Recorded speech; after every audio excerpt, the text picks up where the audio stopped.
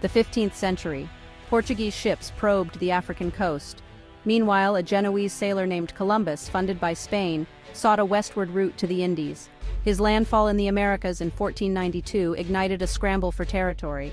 Portugal, with its established trade routes east, felt threatened. To avert conflict, Spain and Portugal turned to Pope Alexander VI. His solution was the Treaty of Tordesillas, signed in 1494. This agreement divided newly discovered lands between Spain and Portugal. It marked the beginning of European dominance over the Americas. The treaty was a reflection of the worldviews, ambitions, and power dynamics of the time.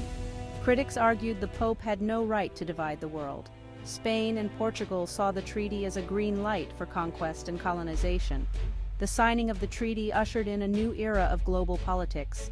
It set a dangerous precedent, normalizing the idea that powerful nations could carve up the world. The Treaty of Tordesillas is a stark reminder of the enduring legacy of colonialism. The Treaty of Tordesillas was a simple agreement. It drew a north-south line through the Atlantic Ocean, 370 leagues west of the Cape Verde Islands. Lands discovered east of this line would belong to Portugal. Lands to the west would be Spain's. This division shaped the linguistic and cultural map of the Americas. Portugal, with its African outposts and eastward trade routes, was content with the eastern portion. Spain was granted the lion's share of the Americas. The treaty only applied to lands discovered by that point, leading to future disputes. The race for empire, fueled by the treaty's ambiguity, intensified. The treaty had profound and often tragic consequences for the indigenous populations of the Americas. The Treaty of Tordesillas relied heavily on the concept of the meridian. A meridian is an imaginary line running from the North Pole to the South Pole. The treaty used one such meridian to divide the world. This line represented the reach of European power and ambition. The meridian had a profound impact on the linguistic and cultural geography of the Americas. Lands to the east, primarily Brazil, fell under Portuguese influence. To the west, Spanish language and culture prevailed. The treaty's reliance on a single meridian proved problematic, leading to disputes over territory. The world, once neatly divided by a single line on a map, was about to become a much more contested space. On the surface, the Treaty of Tordesillas appeared to have clear winners and losers. Spain, awarded the vast majority of the Americas, seemed to have gained the most.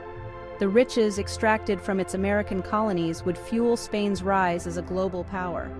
Portugal, although receiving a smaller share, still profited immensely from its control of Brazil and its trade routes. The true cost of the treaty was borne by the indigenous populations of the Americas. The treaty opened the door to centuries of exploitation, enslavement, and genocide. The arrival of Europeans brought diseases to which the native populations had no immunity.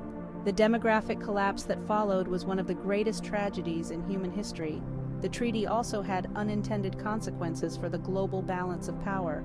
The flow of wealth from the Americas to Europe shifted the economic center of gravity westward. The Treaty of Tordesillas cast a long shadow over history. It established a precedent for European powers to carve up the world among themselves. This mindset, fueled by a sense of European exceptionalism, had devastating consequences. The treaty's legacy is most visible in the Americas. The linguistic and cultural divide between Spanish-speaking and Portuguese-speaking America is a direct result of the line drawn in 1494. The treaty also shaped the political destinies of these regions. The agreement contributed to the intensification of European rivalries. The treaty can be seen as a catalyst for the expansion of European power. The unequal power dynamics it established are still evident in the modern world.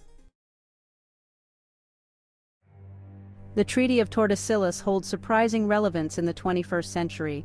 Its legacy continues to shape our understanding of international law and territorial disputes. The treaty serves as a cautionary tale about the dangers of unchecked ambition. The treaty's influence can be seen in contemporary debates about resource extraction and indigenous rights.